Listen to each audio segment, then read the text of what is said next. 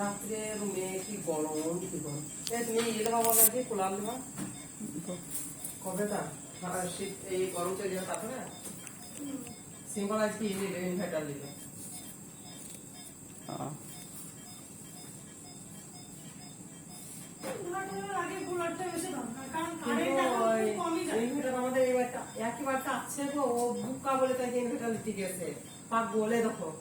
এটা মাদের বাড়ি, এটা শেষ হয়ে গেল আমার বাড়ি। হ্যাঁ এই দেখো এটা পায়খানার ইয়ে সেই কি বলে আর এই চেম্বার, এই চেম্বার থেকে এই পাঁচ অবস্থা কারেন্ট গেলে এদিকেও থাকতে পারে।